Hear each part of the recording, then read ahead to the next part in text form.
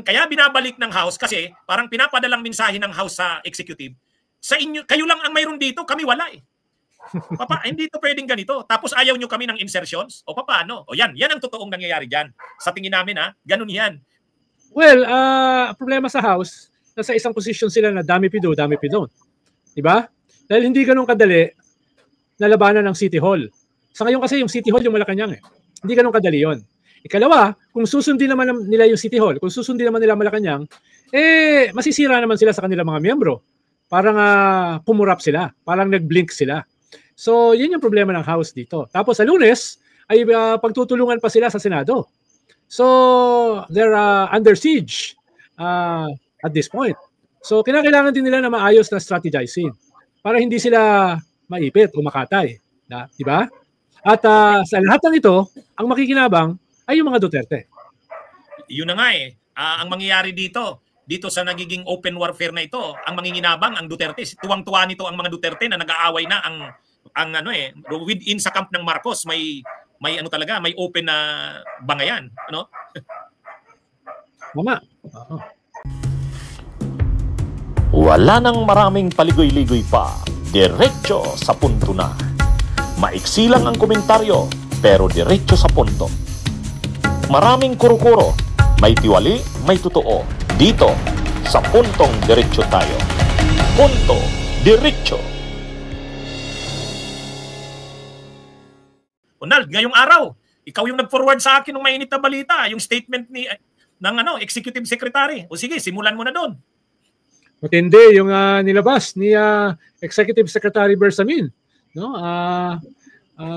Inaaway yung Kongreso doon sa kanilang attempt na isole yung National Expenditure Plan ng gobyerno, yung NEP, no? Dahil daw may mga problema. Galit na galit si E.S. Bersamin na una, hindi nila pwedeng gawin yon. Ikalawa ay bakit parang bina-blackmail yung gobyerno dito sa kanilang attempt na ito, no? At parang yung Malacanang pa ang sinisisi dito sa mga problema sa corruption, no? Parang sinasabi ng letter, clean your house first. Kayo maglinis. Kayo may problema, hindi kami. Pero kung babasahin niyo yung letter, siguro mamaya babasahin ni Kwanyan, ni Attorney Enzo, medyo matindi, parang open warfare with Congress. At parang labanan ito sa mga magkakalyado. Dahil malinaw naman yung leadership ng Congress ay mga kalyado ng presidente. Pero hindi naman ito gagawin ni E.S. Bersamin nang walang utos ng presidente. So parang yung presidente mismo ang nagsulat nitong letter na ito na medyo galit sa Kongreso. Ito Naldo. Ito yung simulan na natin. Yung sinabi ni Ronald na statement ni Executive Secretary Lucas Bersamin. Ayan basahin ko Statement of the Executive Secretary. The Cabinet strongly objects to the recent spins coming from certain members of the House of Representatives who are thereby attempting to shift the blame for their own corruption and failures onto the executive branch. The members of the Cabinet will not tolerate any attack on the integrity and reputation of the executive branch and any effort to hold the budget process hostage by political chat tricks. All our investigations into the anomalies will be futile if the sources of corruption remain unchecked. Hence, we urge the House of Representatives to heed the demand of the people for full accountability. At ito ang matindi, Nalda, all caps, parang sigaw. Clean your house first.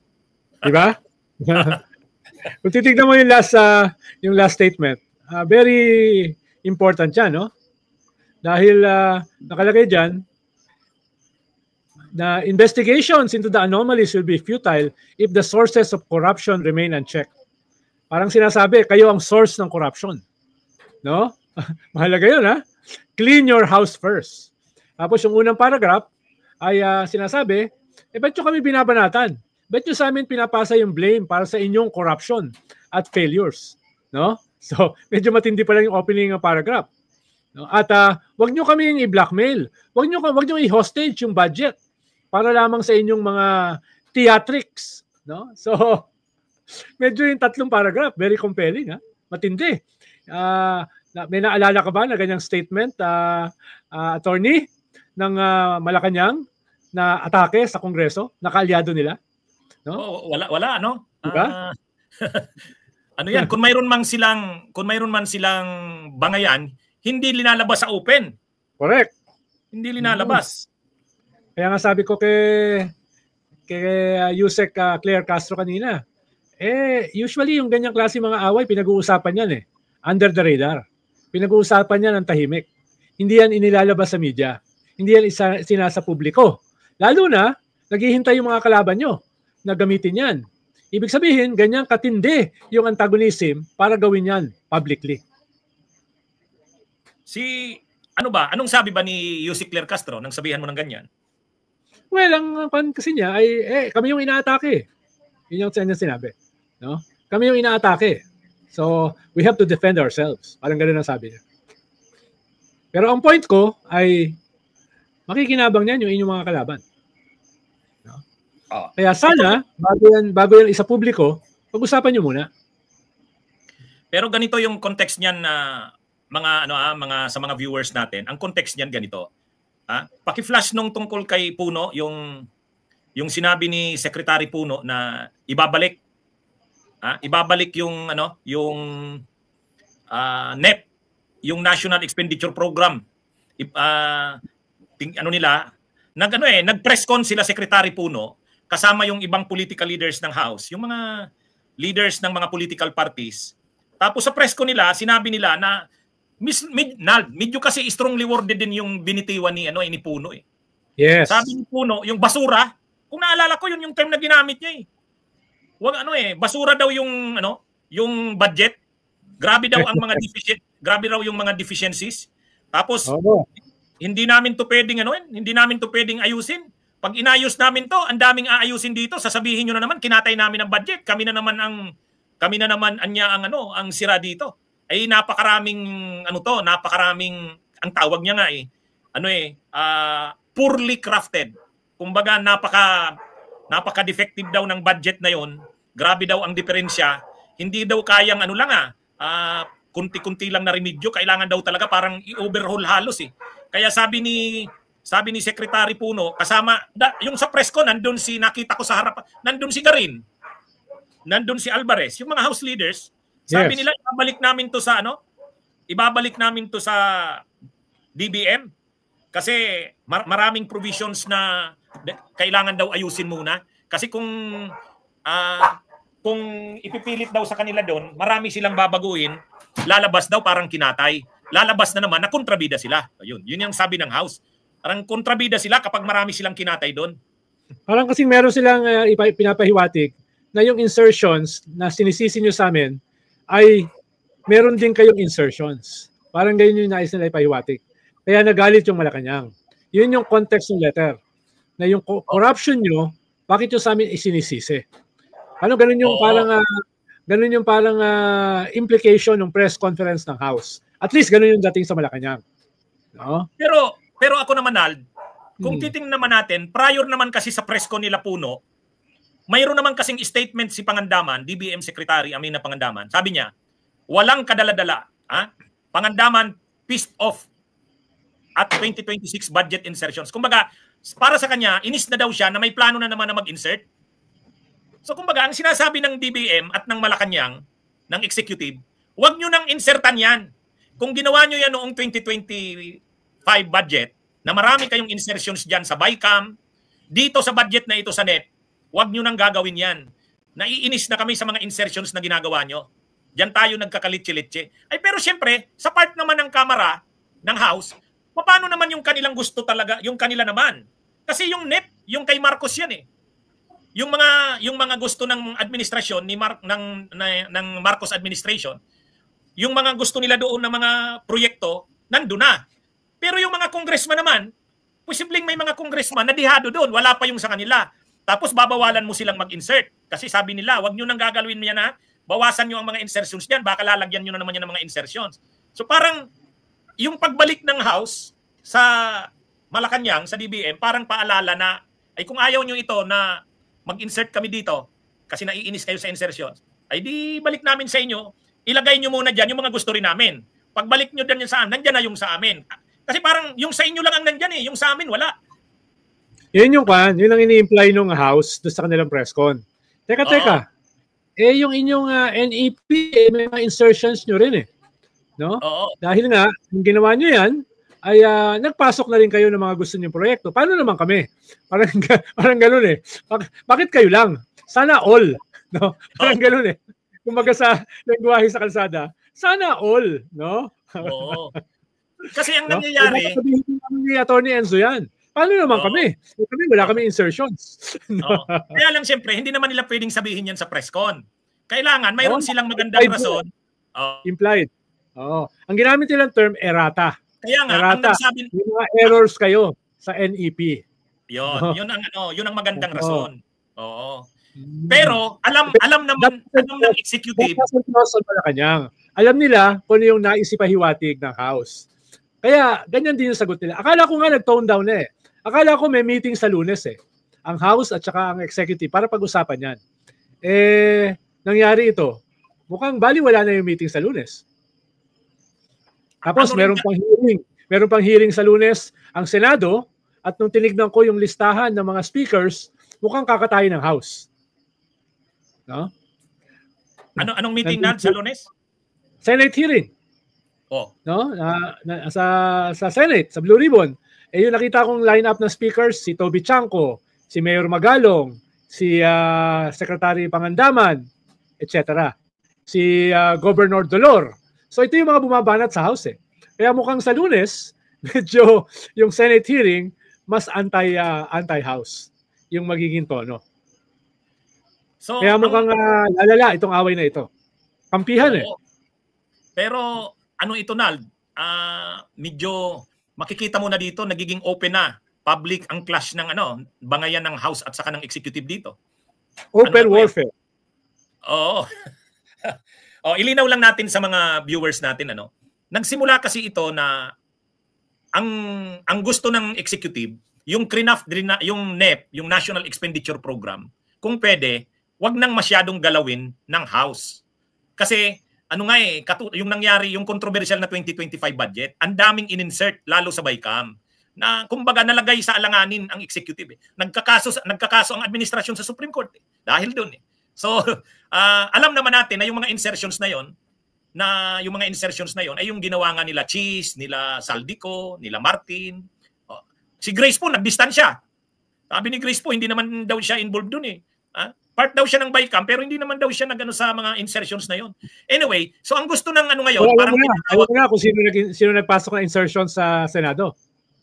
Oo. Naghugas kamay na si Grace So, alam na natin kung sino talaga nandun. At actually, matagal na natin alam. So ngayon, ang gustong mangyari ng Malacanang, ng executive, okay na yung budget na yan. Huwag nyo nang masyadong insertan. Ay, ang problema, pag hindi yan in-insertan, paano naman yung mga kongresista? Marami rin silang gustong ilagay dun Kaya, syempre, at ang problema dyan, Nald, si Martin Romualdez, Speaker Romualdez, pag hindi niya rin napagbigyan yung mga gustong i-insert ng mga kongresista, hihina din ang leadership niya sa House. Tama. Yeah. Lalakas niyan sila Frasco, sila Chanco. Lalakas yung grupo na yan. Oo. Nald, balik tayo dun sa statement ng Executive Secretary. So ang mangyayari dito, tuwang-tuwa dito si Chanco, saka sila Erese. Nakakuha sila ng kakampi mismo galing kay Bersamin. Oo. Kaya lang, marami pang mangyayari next week. Kaya lang, Nald, tama yung natin. Ang problema dyan, ganito. Ang problema dyan, okay, ilagay natin sa mga hindi nakasubaybay ng pag-start natin. Ganito po ang nangyayari sa national budget natin. Siyempre, ang gumawa ng budget, DBM. Ang tawag doon, National Expenditure Program. Ngayon, pinasa yun sa House. Pagdating sa House, ang gusto ng House leaders, nag-press con sila, Congressman Puno, sila Alvarez, nandun. Hindi si Alvarez na pantalyon si Jose ba yun? Yung dating PDP, taga Palawan, Jose Alvarez. Tapos nandun din nakita ko sa harap si Garin, si Congresswoman Garin. Ang sabi nila, ibalik namin to sa DBM, saka sa Malacanang. Kasi maraming ayusin Hindi pwedeng lang. Nag-react yung Malacanang ngayon lang na gabi. Official na statement yung binasa namin kanina. sabi ni Lucas Bersamin, Executive Secretary, wag niyong ipasa sa amin yung ano nyo, yung problema nyo. Kayo ang may problema diyan sa House. Wag niyo kaming gamitin na parang sinisisi nyo kami sa kagagawan nyo. At wag niyong i-hostage ang budget na yan. So, ang term na ginamit talaga i-hostage. So, ibig sabihin, ang executive, ayaw nila na ibalik pa yan sa Malacanang, sa DBM. Bakit ayaw ng executive? Kasi alam naman ng executive na hindi naman totoo yung sinasabi na marami dyan na mali or marami dyan na yung sinasabing aayusin. Hindi eh. Ang kaya binabalik ng House kasi parang pinapadalang mensahe ng House sa executive. Sa inyo, kayo lang ang mayroon dito, kami wala eh. Hindi to pwedeng ganito. Tapos ayaw nyo kami ng insertions? O paano? O yan ang totoong nangyayari dyan.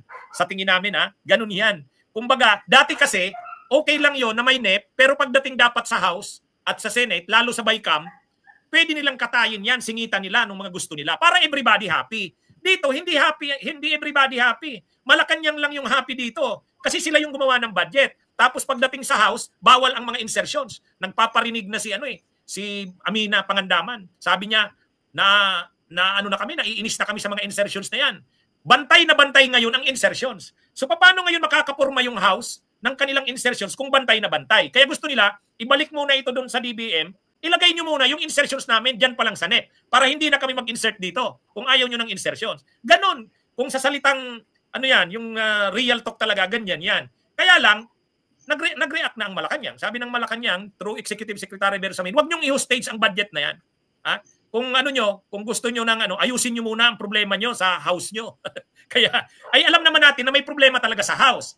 Yung laging dinidikdik nila Congressman Erese, nila Tubi Chanco, na dapat ipaliwanag yung insertions noong 2025, yung mga ginawa nila Dong Gonzales, nila Saldico, nila Martin Romualdez, nila Chis Escudero, nila Grace Po, yung mga insertions na yon dapat pag-usapan. Ang problema, ayaw na nila ng House na pag-usapan yon. Kaya nga wala na si Saldico, nandun na sa Amerika. Sabi ni Congressman Garbin Nald, matatagalan yata dun kasi may sakit daw sa puso eh. May sakit daw sa puso. Ano na ito? Kaya parang hindi ka naniniwala, attorney ay, kababayan, parang sikat na sikat ngayon ang mga kababayan kong Bicolano, si Chis Escudero, si Saldico, talagang matindi. So ano ang mangyayari niyan? Anong tingin mo? Anong mangyayari? Well, tingin ko may isang kukurap diyan. May isang kukurap, no? Somebody will blink, no? At for now, parang hindi magbi-blink yung Malacanang, hindi sila aatras. Ang kailangan diyan, attorney, may mag-mediate, may intermediary na mag-tone down ng lengguwahe. Tapos pag nag-tone down, mag-uusap. Tapos pagkatapos mag-usap, magko-compromise. Usually ganyan ang ginagawa eh. Ang problema dito sa nangyari, public kaagad ang bakbakan. No? Public kaagad. Usually kasi merong tatawid eh. Sabihan mo yung mga leadership ng House. Ba't naman ganyan? No? Pag-usapan natin. Yung House naman magpapadala sa Malacanang, pwede ho ba mag-usap? Hindi namin gusto yung ginawa nyo eh. Dapat ganyan eh. Ang problema, attorney, wala akong nakikitang tumatawid. Wala akong nakikitang fulcrum yung nagbabalanse ng mga differences ng iba't ibang puwersa, iba't ibang faksyon sa gobyerno. No? Usually kasi may gumagawa niyan eh. Either yan yung political party, halimbawa ng panahon namin, yung Liberal Party, or dahil wala namang ganung kalinaw na partido yung presidente at this point, or yung mga advisors niya sa Malacanang. Parang wala akong nakikitang advisors sa Malacanang.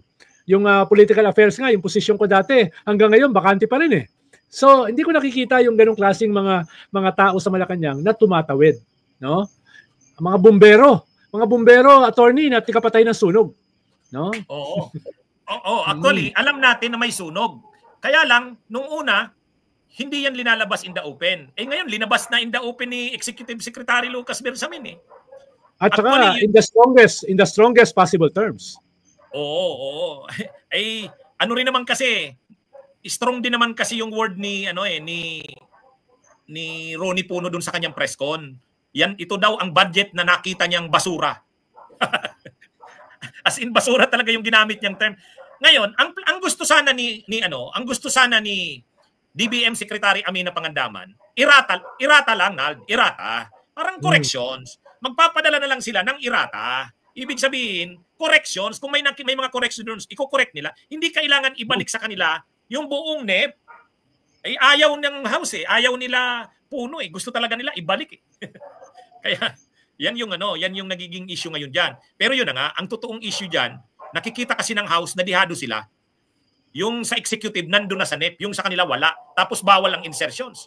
Babantayan ang insertions. Paano pa sila diyan? So, kung gusto niyo wag na kami mag-insert, ibalik namin 'to. Ilagay niyo yung sa amin. Pag-usapan natin. Ay mukhang ayaw na ng ganon ng executive kasi magugulo. Alam nilang maraming usapan na naman mangyayari diyan. Kaya dito, talagang ano nito. Ngayon ang tanong, Nald, so sa tingin mo ba mapipilitan dito nag-warning na yung executive? Sabi ni ES Bersamin, linisin nyo ang sarili nyo, ang House. So mauobliga nito ang House na ipakita na linilinis nga nila ang sarili nila. So mauobliga sila ditong iharap sila Dong Gonzales, sila Saldico, para maipakita na talagang nililinis nga nila ang House. Anong tingin mo, Nald? Well, problema sa House, nasa isang posisyon sila na dami pido, dami pidon. Diba? Dahil hindi ganun kadali na labanan ng City Hall. Sa ngayon kasi yung City Hall yung Malacanang eh. Hindi ganun kadali yon. Ikalawa, kung susundin naman nila yung City Hall, kung susundin naman nila Malacanang, masisira naman sila sa kanilang mga miyembro. Parang pumurap sila, parang nag-blink sila. So, yun yung problema ng House dito. Tapos sa Lunes, ay pagtutulungan pa sila sa Senado. So, they're under siege at this point. So, kinakailangan din nila na maayos na strategizing para hindi sila maipit o makatay. Diba? At sa lahat ng ito, ang makikinabang ay yung mga Duterte. Yun na nga eh. Ang mangyayari dito sa nagiging open warfare na ito, ang manginginabang ang Duterte. Tuwang-tuwa nito ang mga Duterte na nag-aaway na within sa camp ng Marcos may open na bangayan, Mama. Bunyog, halikan na kasama ka. Bunyog, kapag buklod ay may pag-asa. Luzon, Visayas, Mindanao, isa ang pananaw. Sa bagong Pilipinas ang bunyog isisigaw. Bunyog.